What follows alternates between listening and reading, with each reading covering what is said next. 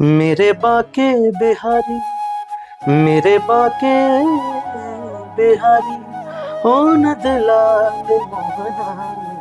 साथिया बेबिया। Picture में गाना गाएगा जी बिल्कुल सर। तो अगले हफ्ते आजा मेरे लिए पिक्चर में गाना गाएगा। सलमान खान के साथ क्या इंसिडेंट था भाई? वो आपको आने का आगे नहीं, आज भी उनके 60 साल के हो चुके हैं। कंट्रोवर्सीज ना बहुत हल्की होती हैं। हाँ जी। मेरी तो बहुत लड़ाई है। जैसे परिणीति चोपड़ा है, जी जी। वो हमने देखा वो बिल्कुल साष्टांग दंडवत आपके सामने जी, आपकी जी। परफॉर्मेंस के बाद हो रहे थे।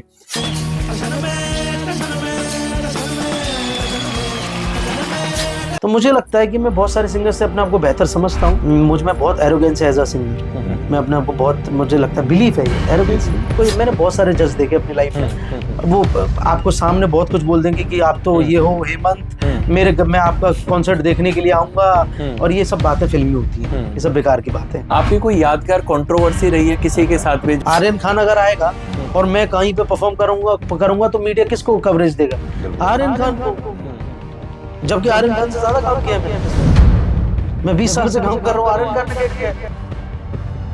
तो वो सर्वर भी फट जाते हैं। हमारे यहाँ पे तो रियल लड़ाई होती है। कंट्रोवर्सीज वगैरह तो ये इंडस्ट्री ने बना दी, चोचलेबाजी की, उसने उसके लिए बोल दिया। ये छोटी मोटी चीजें नहीं होती मेरे साथ। ये आर्टिफिशियल इंटेलिजेंस अगर इतना स्ट्रांग है तो दूसरा नुसरत बना के दिखा, दूसरी लता मंगेशकर बना के दिखा, दूसरे किशोर कुमार बना के दिखा। नहीं जी, कैसा हो सकता है? ये आपसे पूछना चाहेंगे कि हेमंत भैया का राइवल कौन है?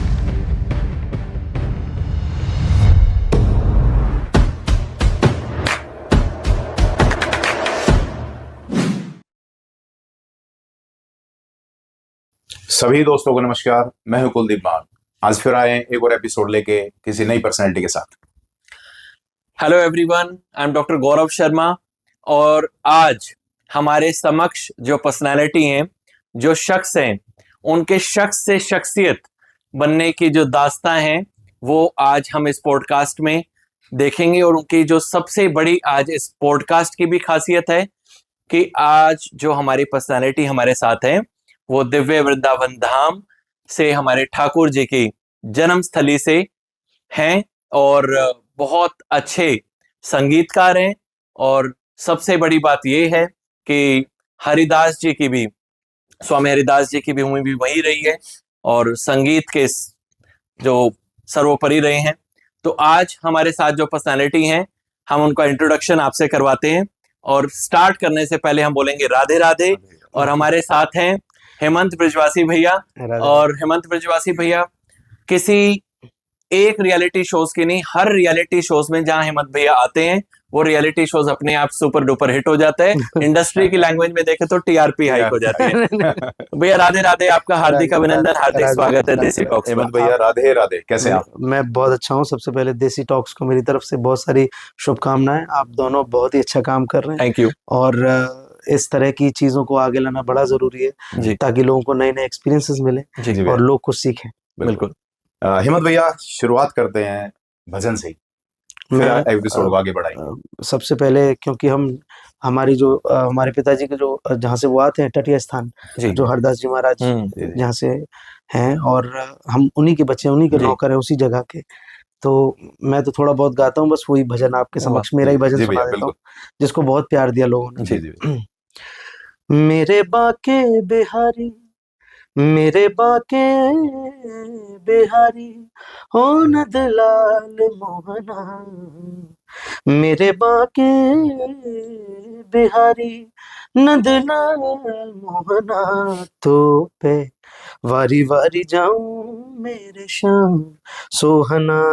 तो पे वारी वारी जाऊं मेरे श्याम सोहना। मेरे बाके बिहारी। क्या बात भैया। स्टार्टिंग में भी आपने भक्तिमय कर दिया बिल्कुल पॉडकास्ट को। तो स्टार्टिंग ऐसी है तो उसका आगे का हम वो देख सकते हैं कि किस तरह से आउटपुट आएगा। तो भैया 2009 जी के लिटिल चैम्प्स, सारेगामा और इंडिया गोस्ट टैलेंट, आईजीटी, और उसके बाद फिर राइजिंग स्टार्स, फिर आईएमपीएल, ये सफर आपका जैसे जैसे चल रहा है, आप इसको एट प्रेजेंट इसको कैसे देखते हैं 2009 से और इस तक के सफर में? मुझे लगता है कि मैं तो बहुत ही ज्यादा ब्लेस्ड रहा हूँ। और मुझे लगता है मैं इस काबिल नहीं था कि मुझे इतना कुछ मिल गया। ये सब बिहारी जी की कृपा होती है। मेरे तो जी। हमारे तो आराध्य ही वो है, और जितना कुछ मिला है उसके लिए मैं जितना थैंकफुल हो सकता हूँ उतना कम हूँ, क्योंकि इस दुनिया में ऐसे हजारों लोग हैं जो मुझसे ज्यादा रियाज करते हैं, मुझसे ज्यादा बेहतर लगते हैं, मुझसे ज्यादा बेहतर बोल सकते हैं, मुझसे ज्यादा याद है उनको, मुझसे ज्यादा राग पता है उनको, लेकिन अक्सर कृपा जिन पे बरसती है ना, वो बिहारी जी की बिल्कुल। कृपा ही ऐसी है। वो बिल्कुल। होते तो वो किसी किसी गंवार पे भी ऐसी नजर कर दे। हम तो नौकर हैं उनके दर के। हम तो ये कहते हैं कि हम तो जी वृंदावन के ब्रजवासियों के चरणों की धूली हैं। तो इसलिए हम पे कृपा इतनी ज्यादा हुई है कि बिहारी जी ने अपने आप ही सब कुछ लुटा दिया। मैं ज्यादा रियाज भी नहीं करता। मैं आपको क्यों झूठ बोलूं मैं कि मैं इतना इतना रियाज करता हूँ और मैंने ये कर दिया वो कर, नहीं, कुछ नहीं करता मैं। मुझे लगता है कि जितना कुछ मिला है वो सब मेरे ठाकुर जी का ही है, और आगे भी जो कुछ मिलेगा वो सारा उनको ही अर्पित है। मेरा अपना कुछ नहीं है मेरे पास। बिल्कुल भैया। ये आपका पोलाइट नेचर, ये हम्बलनेस ही ये दिखा रही है, तभी बिहारी जी की कृपा है हाँ, आपके ऊपर। मतलब बिल्कुल। मेरे पापा कहते हैं हमेशा, मुझसे लोग भी पूछते हैं, ये मैं अभी कह भी रहा था आपको, कि आप इतना मॉडेस्ट और इतना डाउन टू अर्थ कैसे रह लेते हैं। जी। मुझे लगता है कि मेरे पिताजी की वजह से उनका मेरे जीवन में इतना बड़ा स्थान है कि एक तो होते हैं पिता, एक होते हैं महबूब। तो वो महबूब पिता हैं। क्या बात है। तो मैं उनको इतनी मोहब्बत करता हूँ, और वो मुझे इतना, उन्होंने इतना मुझे, मैं कहूंगा कि डांटा है, उन्होंने पीटा है, और माँ बाप की जो मार होती है वो भी आशीर्वाद ही होती है। तो मैं सबसे ज्यादा पिटा हूँ अपने घर में पापा से, इसलिए मुझ पे सबसे ज्यादा कृपा है। हेमंत भैया, कब लगा कि लाइफ में कि सिंगर के एक रूप में आप डेवलप हो रहे हो, या अपब्रिंगिंग हो रही है आपकी, कब फील हुआ कि सिंगर ही बनने जा रहे हो? देखिए, जब ये कोई तो आपका बैकग्राउंड था, वहां से आपको जो चूज करते हैं ना, ये तो बड़े लोग चूज करते हैं। जब आप एस्टेब्लिश होते हैं तब आप सोचते हैं, बड़े लोगों के बच्चे हैं आपकी, जी मुझे पायलट बनना है कि मुझे डॉक्टर बनना है। हम तो आता ही यही था, कोई ऑप्शन ही नहीं था। हमारे पिताजी सिंगर थे, भजन संध्या करते थे, उन्होंने बचपन से ठाकुर जी की सेवा करी है, और कुछ हमें पता नहीं। पढ़ाई में भी हमने ऐसा कुछ इंटेलिजेंट बच्चे नहीं रहे हम कि बहुत ज्यादा पढ़ाई में अच्छे हों। ज्यादातर घर में माहौल देखा तो संगीत का देखा, पिताजी को देखा भजन गाते हुए देखा, बचपन से जागरण करते थे, तो और कुछ आता नहीं था। तो मैंने सोचा कि बचपन से पापा ने मुझे ले जाना शुरू किया, और उसमें भी बहुत सारी स्ट्रगल की कहानियां हैं कि मैंने तो कपड़े तक एक बार किसी से कुर्ता था, एक बहुत मेरे पास बहुत नॉर्मल कुर्ता था, वो कुर्ता जो मैं लाया था वो फट गया था, पूरा साइड में से फट गया। तो मैंने, मेरा एक दोस्त हुआ करता था आगरा में जो ऑर्गेनाइजर का बेटा था, वो मेरी एज का था, उससे मैंने शेरवानी मांग के पहनी थी। तो बहुत सारे दिन ऐसे देखे हमने जिनके बारे में हम बात करते भी नहीं है, क्योंकि जो हमें मिला है ना वो बहुत ज्यादा खूबसूरत है। तो इसलिए मैं उन चीजों की बात ही नहीं करता, क्योंकि आप रोते कब तक रहेंगे। उसकी कृपा तो बहुत बड़ी है, उसकी कृपा बहुत निराली है। वो जब आपको इतना दे दिया उसने, और आप अगर रोए उस बात पे कि आपके पास जो नहीं था वो नहीं था, इसीलिए तो मिला है। बिल्कुल बिल्कुल। तो हेमंत भी, हम आपके मस्तक पर देख रहे हैं हाँ जी, ये श्री। हाँ जी। तो ये हमारे ये पहचान है, सभी वृंदावन वासी, सभी ब्रजवासी इसको ऐसे हालांकि करके तो चलते हैं। संप्रदाय से इसका ताल्लुक होता है ज्यादातर। हर संप्रदाय अपना तिलक और जो श्री होता है उनका अलग होता है, बट मेरा ऐसा कुछ नहीं। मैंने कहीं से दीक्षित तो हूँ नहीं, मैं दीक्षित नहीं, मेरे पिताजी दीक्षित है। अच्छा। हाँ, टटिया स्थान से, लेकिन मैं अपने आप को टटिया स्थान का ही मानता हूँ, क्योंकि जहाँ दिल लगा होता है मैं वही, वो तो वहीं का हो जाता है आदमी। हमने गुरुजी के दर्शन किए थे वहाँ पर। हाँ जी, हाँ जी, हाँ जी। तो इसलिए मैं ये किसी संप्रदाय का तो नहीं है, बट मैं बिहारी जी की मस्ती में बड़ा इसको मानता हूँ। वो एक मुझे लगता है कि इससे मुझे शांति मिलती है, और मैं अभी परफॉर्म करने भी जा रहा हूँ, तो इसलिए अभी बस रेडी बैठा हूँ मैं। तो इसलिए ये मेरा, हालांकि मैं ज्यादातर ऐसे रहता नहीं, क्योंकि मैं बहुत डरता हूँ इन चीजों से। ये डरने वाली चीज है कि आप अगर ये चीजें लगा रहे हैं और आप कुछ पहने, रुद्राक्ष पहन रहे हैं, तो आपके ऊपर बहुत बड़ी जिम्मेदारी आ जाती है। तो मैं बहुत करता हूँ इन चीजों से। मैं बिहारी जी को प्रेम बहुत करता हूँ। मुझे ठाकुर जी को प्रेम करने के लिए किसी सजने की आवश्यकता नहीं है। मैं तो उनको वैसे ही बिना कहीं भी बैठा होता हूँ, उनको उनकी मस्ती में ही तो रहता हूँ। तो इसीलिए ये जो चीजें हैं ये आपको ठाकुर जी से और जोड़ती हैं, बिहारी जी के करीब लाती हैं। बिल्कुल। तो मैं इसीलिए ये सब करता हूँ। भजन के रूप में कहीं ना कहीं बिहारी जी का नाम ले रहे हो। अरे जी, मेरी क्या औकात उनको मनाने की। वो तो ऐसी ऐसी विभूति है, ऐसी ऐसी चीजें कि उनको देख ले तो आदमी मनाने वाली बात है कि बस आंसू आंसू चल रहे होते हैं उनको देख के, उनको मना कोई नहीं सकता। बिल्कुल। बिहारी जी तो हाँ जी। अपना, वो कहते हैं ना कि अपना इश्क लगाने के लिए हाँ जी। किसी की तरफ नजर कर देते हैं, वो फिर पागल हो जाता है, फिर वो मना कैसे सकता है? बिहारी जी को कोई नहीं मना सकता। बिल्कुल। हिम्मत भैया, हाँ जी। अगर भजन गाने को मिले, हाँ आपके जी। बहुत सारे फेवरेट्स होंगे, आपने बड़े प्लेटफॉर्म्स पे गाए हैं, बड़े भजन गाए हैं आपने, बॉलीवुड में भी आपने कई गाने गाए। हाँ जी, हाँ जी। अगर कोई ऐसा गाना मिले या भजन मिले तो आप भजन करना पसंद करेंगे या बॉलीवुड सॉन्ग, या कौन सा ऐसा चीज है जो रीमेक जो आपने बहुत पसंद किया हो अपनी लाइफ में, कि ऐसा भजन हो या कोई गाना जिसको आपको मौका मिले कि ये गाना अगर मेरे को मिल जाए तो मैं इसको दोबारा रीमेक कर दूं, कौन सा गाना हो सकता है या भजन? ऐसे बहुत सारे गाने, मुझे एक गाना है अरिजीत सिंह साहब का, हाँ जी लाल इश्क। जी जी, दो लाइन दो लाइन। वो मैंने गाया था, टीवी पे भी गाया था, थोड़ा सा गाऊंगा मैं, 2 लाइन ही हाँ गाऊंगा, जी। बहुत काफी बहुत डिफिकल्ट गाना है वो। ये लाल इश्क, ये मलाल इश्क, ये बैर इश्क, ये मेरे इश्क, तुझ संग बैर लगाया ऐसा, रहना मैं फिर अपने जैसा।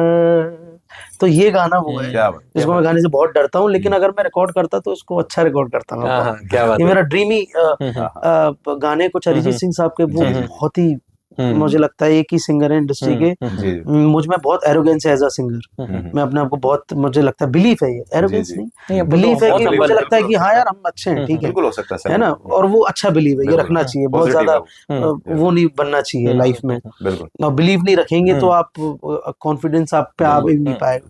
तो मुझे लगता है कि मैं बहुत सारे सिंगर से अपने आप को बेहतर समझता हूँ, लेकिन एक सिंगर ऐसे हैं जिनको आज के युग की बात कर रहा हूँ, अरिजीत सिंह साहब, जिनके जब भी वो मिलेंगे मुझे, हालांकि उन्होंने एक पोस्ट शेयर की थी मेरी, मेरे गाने की कुछ क्लिप शेयर करी थी, और मेरे भाई की भी एक क्लिप उन्होंने शेयर की थी, तो वो मुझे जब मिलेंगे मैं उनके पैर छूंगा। तो अभी तक मिले नहीं आप उनसे? नहीं, मैं अरिजीत सिंह साहब से नहीं मिला। अच्छा, वाह, क्या बात इज द ओनली वन जिनसे मैं नहीं मिला हूँ। बाकी सोनू जी से तो मेरा जी, बहुत प्यार हाँ है, जी, सोनू जी मुझे बहुत प्यार करते हैं। जी जी जी। सोनू जी भी हैं, उसके बाद विशाल ददलानी साहब हैं। विशाल जी के लिए तो मैंने गाना गाया था फिल्म में, ओके। समय तो चलता आगे कि कौवा मोती चावे, ये लिखा था पीयूष मिश्रा जी ने, जो एक्टर हैं वासेपुर फिल्म के। Oh yes yes. हाँ, तो पीयूष उनके मिश्रा द्वारा जी, लिखा गया था। हाँ, ये गाना मुझे बाद में पता लगा कि वो उन्होंने लिखा।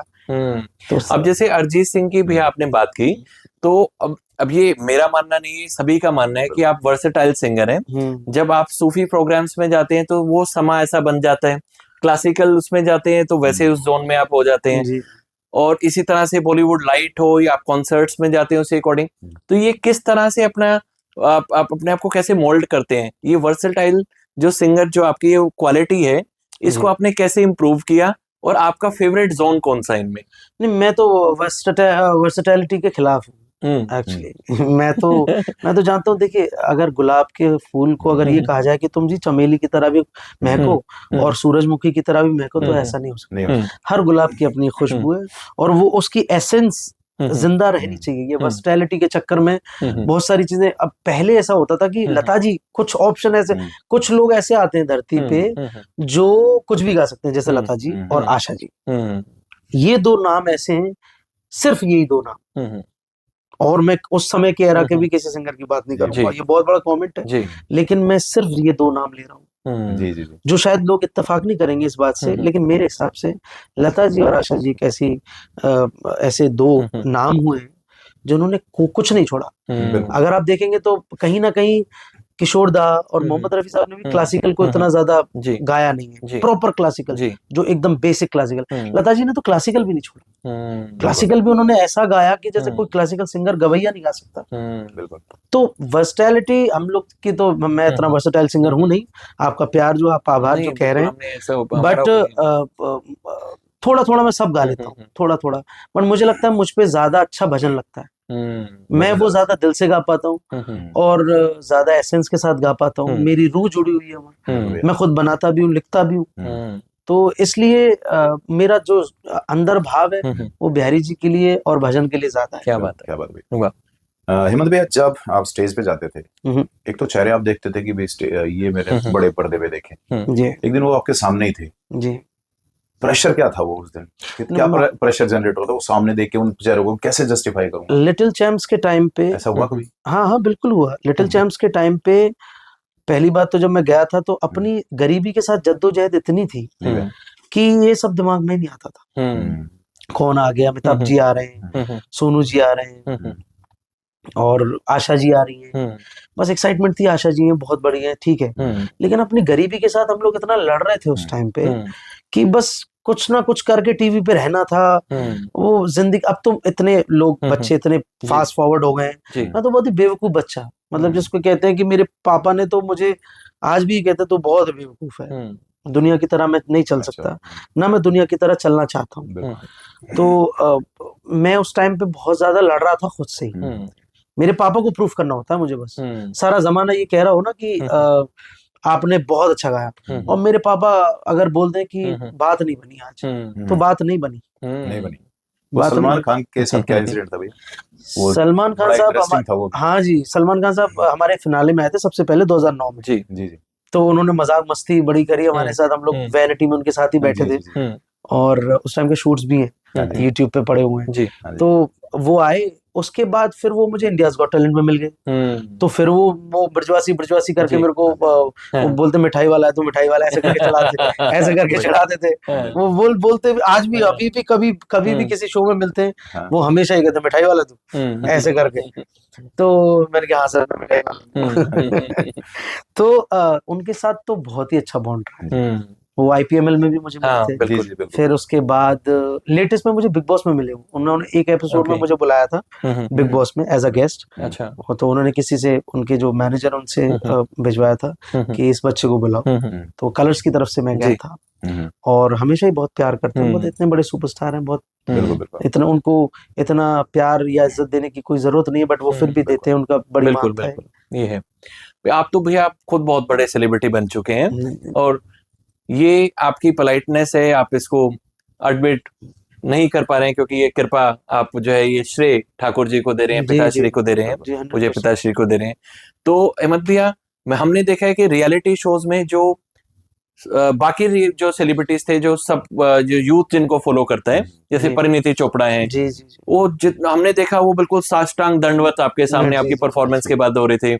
और इस तरह से जितने भी सेलिब्रिटीज थे वो आपसे बहुत इंप्रेस होते थे जी। तो ये आपका रियाज था, ये आपका कोई स्पेशल आकर्षण था, ये ठाकुर जी से स्पेशल कोई आप ब्लेसिंग्स लेकर आए थे? मैं तो ये मानता हूँ कि वो प्रणाम तो, अब मैं उनसे एज में बहुत छोटा हूँ, परिणीति जी से, उन्होंने किया कला को प्रणाम। और कला किसने दी है? वो भगवान ने दी है और हमारे पिताजी के आशीर्वाद से। मैं हर बात में सिर्फ अपने बिहारी जी और पिताजी को इसलिए श्रेय देता हूँ कि सच में मुझ में कुछ हिम्मत नहीं है।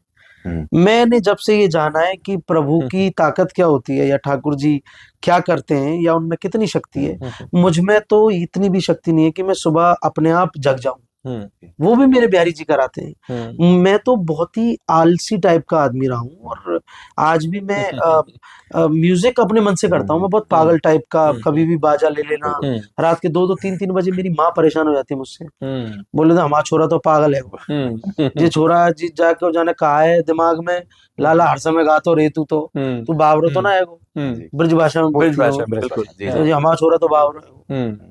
तो वो खुद, हालांकि मेरी मम्मी बहुत सुरीला गाती है, बहुत ही सुरीला। अरे बाप रे, वो तो बहुत ही कमाल। आशा जी ऐसा गला है उनका। तो वो फिर भी रोटी करती करती परेशान हो जाते हैं, बोले ये लोग गाते रहते हैं हर समय, घर में हल्ला होता रहता है और ये मेरा काम नहीं करने देते। तो इसलिए हमारी माँ बड़ी परेशान हो जाती है। तो ये सब ब्लेसिंग है। ये सब मुझे लगता है कि इतने सारे लोग जिन्होंने भी मुझे इतने बड़े बड़े कॉम्प्लीमेंट्स दिए हैं। आशा जी तो रो गई थी जब स्टेज पे आई थी, तो उनकी आंखों में आंसू थे। बोली कि तुम तो बिहारी जी की कोई ब्लेसिंग ही हो, भगवान की तरफ से ब्लेसिंग हो, और मैं चाहती हूँ कि तुम पक्का गाना करो, फिल्म म्यूजिक में मत रहना, पक्का गाना करना। जैसे अब जैसे नुसरत फतेह अली खान साहब जी, उनको उनका जो टाइम मतलब जो जीने का जो टाइम था उनका, वो 50 साल तक जिए। 50 साल की उम्र में फौत हो चुके थे, जा चुके थे, लेकिन आज तक उनके गाने गाए जा रहे हैं और रिपीट उनको रिक्रिएट किया जा रहा है, लोग पक नहीं रहे, कितनी बार रिक्रिएट हो चुके, बहुत क्योंकि इतना सूदिंग म्यूजिक है उनका, इतना बड़ा म्यूजिक है कि वो कोई पक सकता ही नहीं उनसे। बिल्कुल। वो पक्की चीज है। भाई आपसे रिक्वेस्ट है, अब नुसरत जी की बात हुई है तो एक गाना, मैं एक ऊपर लाइन खुदा सुना देता हूँ, बहुत हाँ ही जी। अच्छा गाना है जी। जो मैंने नुसरत साहब का गाया था राइजिंग स्टार। जी जानिया हानिया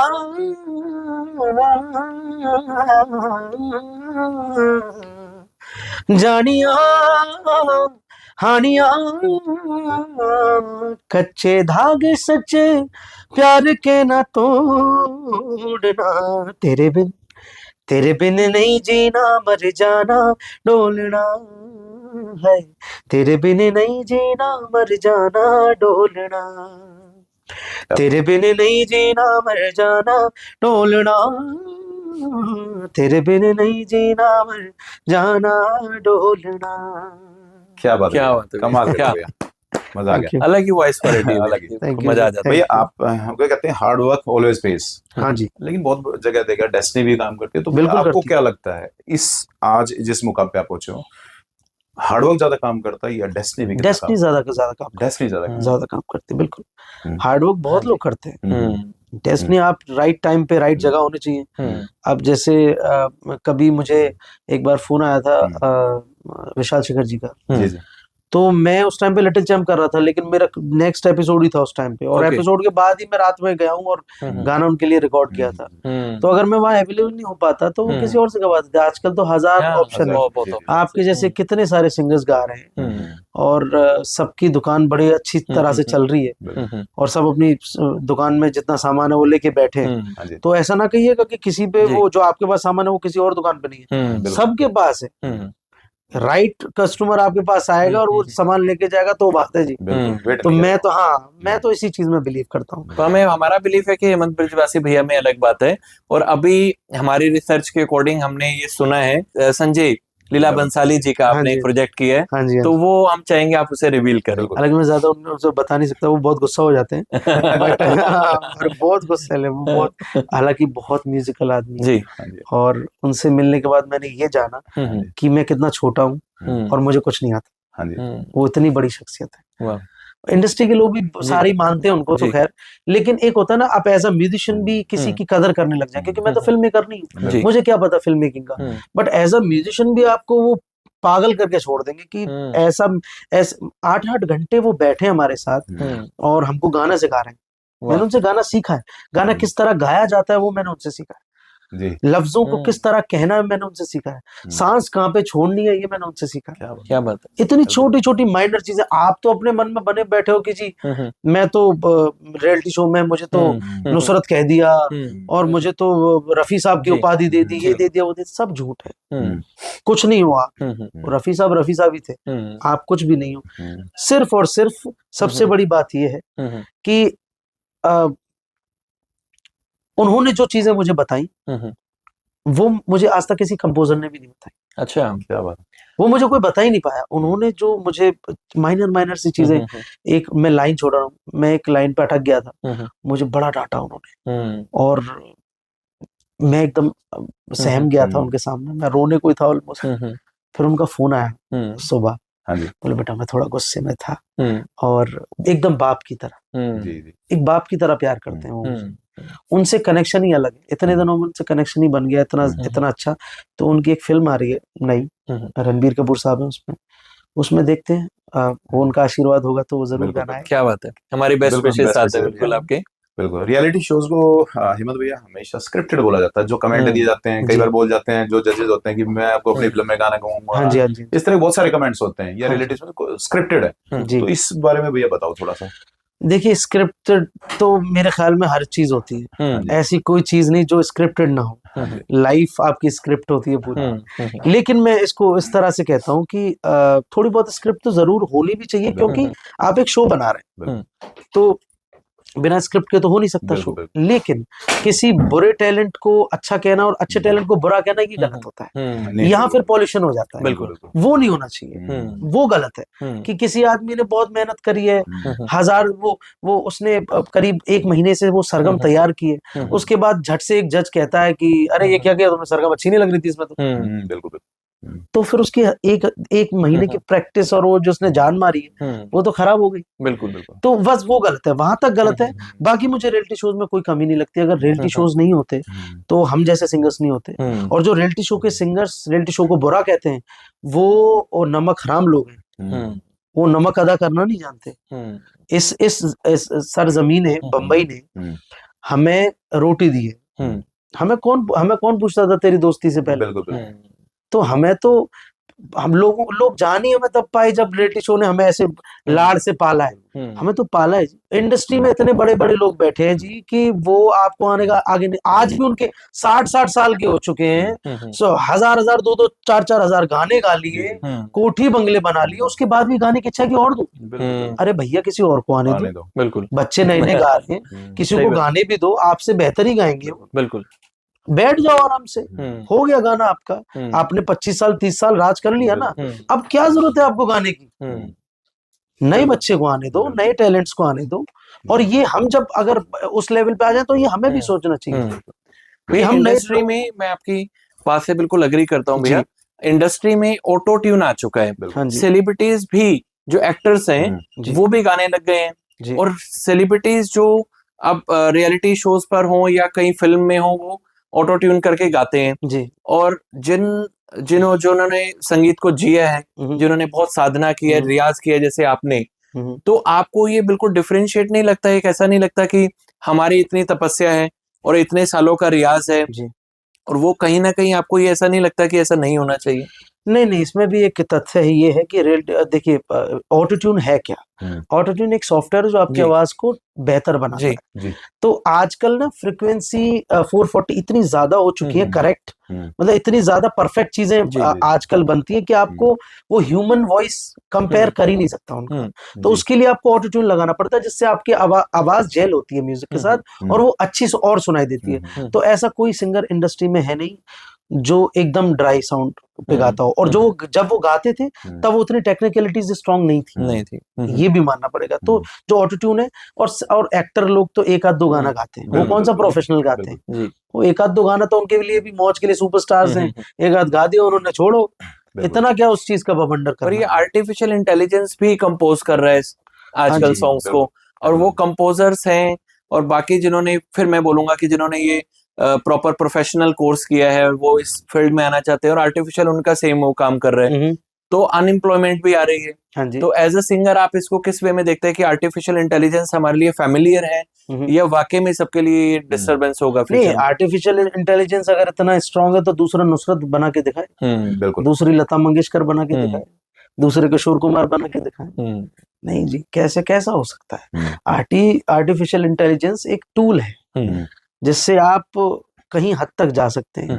अगर आप में बात होगी, अगर आप में टैलेंट होगा तो ऐसे सॉफ्टवेयर जाने कितने आए और कितने चले जाते हैं। अच्छे टैलेंट का कुछ नहीं होता। लोग देखना पसंद करते हैं। लोग अब शो में लोग जाते ही है ना हमारे शोज देखने, भजन देखने सामने, वहां पे थोड़ी आर्टिफिशियल, आप कितना भी अमेरिका में लोग टीवी पे भजन संध्या करवा लें, आप टीवी पे माला वाला चढ़ा के, आनंद थोड़ी आएगा। बिल्कुल। वो तो हम जब हेमंत ब्रजवासी सामने बैठे होंगे और आनंद दे रहे होंगे, बीच बीच में रोक भी रहे होंगे, नचा भी रहे होंगे, खुद भी नाच रहे होंगे, तो वो ये बिहारी जी की जो बनाई हुई चीजें वो ही सही है। ह्यूमन इंटेलिजेंस अच्छा है, बाकी सब गलत है, ये सब बेकार की बात है। ये बातें वही करते हैं जिनमें टैलेंट की कमी है, ये छोटी बातें वही करते हैं जिनमें टैलेंट नहीं है। जी हमारा वो रियलिटी शो में कई लोग कहते हैं जी पैसा लगता है यहाँ, तो अरे यार पैसा कैसे लग सकता है? हमारे पास क्या पैसे थे? हमने कितने पैसे खिला देते, हमारी औकात थी पैसे खिलाने की रियलिटी शोज वालों को।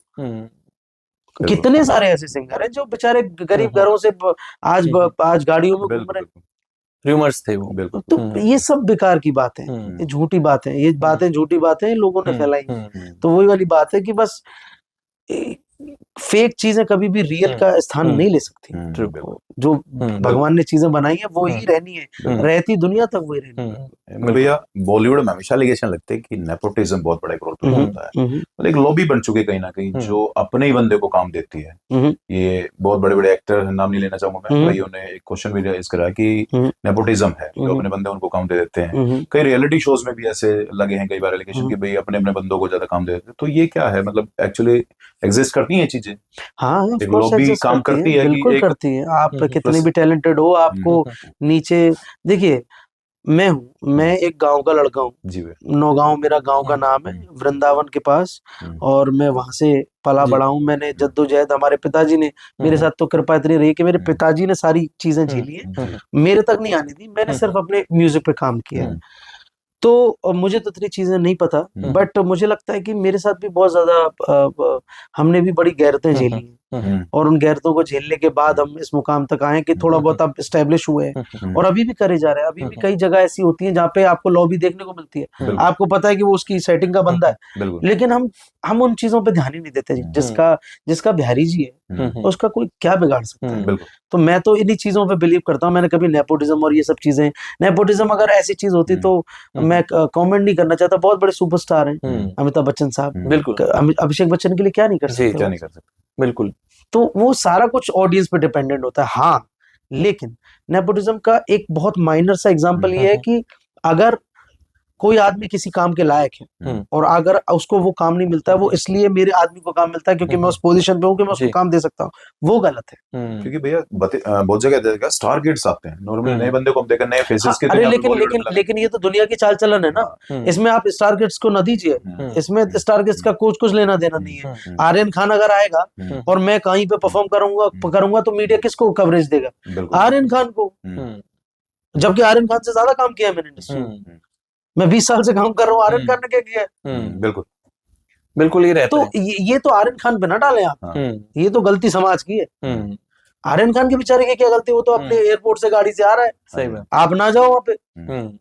तो ये ब्लेम करते हैं लोग, ब्लेम करना चाहते हैं, किसी पे लांछन लगाना चाहते हैं, किसी पे बुराई लगाना चाहते हैं कि हम तो नहीं आएंगे जी, हम तो सेफ रहेंगे, इस पे लांछन डाल दो। कुछ लांछन नहीं है, कुछ गलती नहीं आर्यन खान की या किसी भी स्टार किड की, कुछ गलती नहीं है। आप उनको इम्पोर्टेंस मत दीजिए, उनको फिर मेहनत करनी पड़ेगी अपने आप को प्रूव करने के लिए। आप लोग इम्पोर्टेंस दे रहे, हेमंत ब्रजवासी का रहे, ठीक है, हेमंत ब्रजवासी होगा कोई, आर्यन खान का लेने चलते हैं इंटरव्यू, वो एक्सक्लूसिव होगा, उसमें व्यूज ज्यादा आएंगे। तो गलती आपकी है, समाज की गलती है, और समाज ही बनाता है ऐसी चीजें।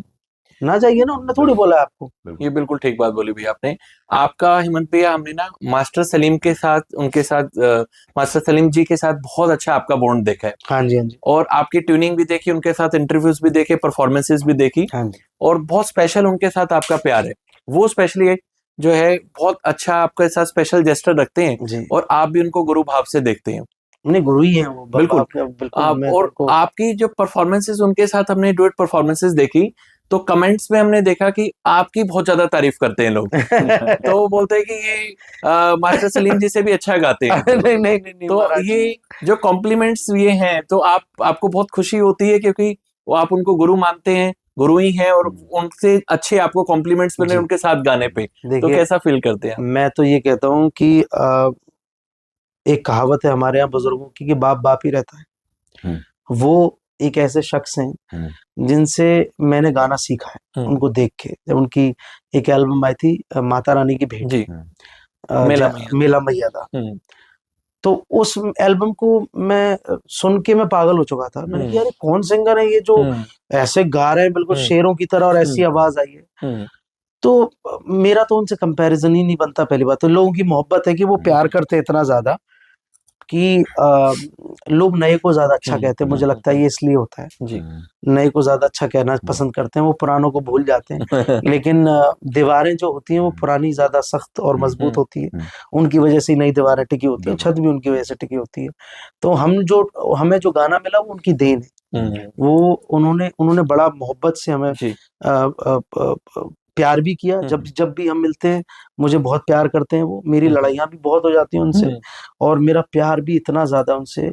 मैं अकेला ऐसा शागिर्द हूँ उनका, या कह लें उनको प्यार करने वाला, जो उनको डांट सकता है। मैं अकेला ऐसा, और ये मैं पूरे हक से कहता हूँ। जैसे बेटा कभी कभार बाप को नहीं डांटता, डांटना मतलब प्रेम का। वो तो मैं जूते भी मार सकते हैं, लेकिन मैं उनको प्रेम से कुछ भी कह सकता हूँ। वो मेरा और उनका रिलेशनशिप है। तो उनके साथ तो ऐसा बॉन्ड है मेरा कि वो तीसरा कोई बंदा आ ही नहीं सकता। हालांकि बीच में बहुत सारी ऐसी चीजें आई थी जो स्टेज पे उन्होंने कुछ बोल दिया मेरे बारे में, फिर मैंने कुछ नहीं बोला उस पे, उनके मैसेजेस भी आए मुझे और फिर मैंने उनको मैसेजेस किए थे। मैंने यही बोला था उनको, मैंने कि आप बाप हैं, आप कुछ भी कह सकते हैं, आपका पूरा पूरा हक है, मैं पलट के कुछ नहीं कहूंगा, क्योंकि आप मेरे लिए दिल में क्या जगह है मैं खुद भी नहीं बता सकता। मैं कितना भी निकालना चाहूँ जहन से, अपने गले से कैसे निकालूं उस आदमी को जिसको मैंने अपने गले में डाला। बिल्कुल। तो इसलिए उनकी मोहब्बत और मेरी मोहब्बत, उनकी बाप जैसी मोहब्बत है, मेरी बेटे जैसी मोहब्बत है। क्या बात है। आपकी कोई यादगार कंट्रोवर्सी रही है किसी के साथ में जो आपको लगे कि हाँ ये कंट्रोवर्सी हुई थी, फिर बाद में आपसे कंट्रोवर्सीज ना बहुत हल्की होती हैं। हाँ जी। मेरे तो बहुत लड़ाइयाँ हुई हैं। कंट्रोवर्सीज क्या होती हैं, कमेंट होते हैं, रियल लड़ाई तो आजकल होती नहीं है। हम ठेठा आदमी ब्रजवासी, हमारे यहाँ पे ना कंट्रोवर्सीज नहीं होती, हमारे यहाँ पे मेल लड़ाइयाँ होती हैं, लोग आ जाते हैं बाहर, है ना, बढ़िया लड़ाई, हाँ बढ़िया होती है लड़ाइयाँ जिसको कहते हैं ना, तो वो सर्वर भी फट जाते हैं और ये भी टांके लगे हुए हैं। तो हमारे यहाँ पे तो रियल लड़ाइयाँ होती है। कंट्रोवर्सीज वगैरह तो ये इंडस्ट्री ने बना दी है, चोचलेबाजी की, उसने उसके लिए बोल दिया, ये छोटी मोटी चीजें नहीं होती मेरे साथ। तो आपकी माइक और हारमोनियम से लड़ाई हुई थी जैसे सिंगिंग में ऐसी होती है, या मतलब नहीं, हम बहुत ठेठी है ना, बहुत देसी बंदे हैं। हमारी किसी बात को किसी जैसे बहुत जल्दी रिएक्शन दे देते हैं। मेरे पिताजी आप देखेंगे तो आप जानते हैं उनको, इतने इम्पल्सिव नेचर के हैं, वो बहुत जल्दी रिएक्शन दे देते हैं, उनको कोई चीज सहन नहीं हो सकती। बहुत इमोशनल भी, इमोशनल है ना, और रियल है ना। बिल्कुल है, वो बहुत रियल है, ज्यादा, मैं तो कहूंगा आजकल के समाज के हिसाब से ज्यादा रियल। बिल्कुल है। तो उनसे तो मतलब अगर कोई अटपटा कोई आदमी ज्यादा कोई कुछ ऐसा एक्शन, और वो चाहे कोई भी हो, फिर वो अड़ी जाते हैं कि भाई अब जा, हम नहीं है। तो हम ब्रजवासी लोग हैं। मेरे तो कंट्रोवर्सीज इस तरह की कभी रही नहीं, ना मैं किसी पे कमेंट करना पसंद करता हूँ इस तरह का, मुझे, क्योंकि उससे कुछ फायदा नहीं है। अगर आप किसी को पसंद नहीं करते हो, अपने दिल में रखो, पसंद करते हो तो खुलेआम शरेआम बोलो, मोहब्बत जाहिर की जाए तो वो ज्यादा अच्छी बात है, और नाराजगी दिल में रखी जाए तो ठीक है। बिल्कुल एग्री। हेमंत भैया, सोशल मीडिया का क्या रोल है? आजकल बहुत बार देखा कि बहुत बारी और बढ़िया सिंगर पीछे रह जाते हैं। कई बार ऑटो ट्यून करके कोई भी सिंगर आता है, बड़ा यूट्यूब की हेल्प लेता है, किसी प्लेटफॉर्म की हेल्प लेता है, उसको काफी मुझे इन चीजों सारे सिंगर्स ऐसे, मुझे ना कुछ चीजों को लेकर बड़ा दुख होता है। कैसे कि एक सिंगर थे, एक शहनाई वादक थे, बिस्मिल्लाह खान साहब, जी जी बिल्कुल, बनारस के, बिल्कुल।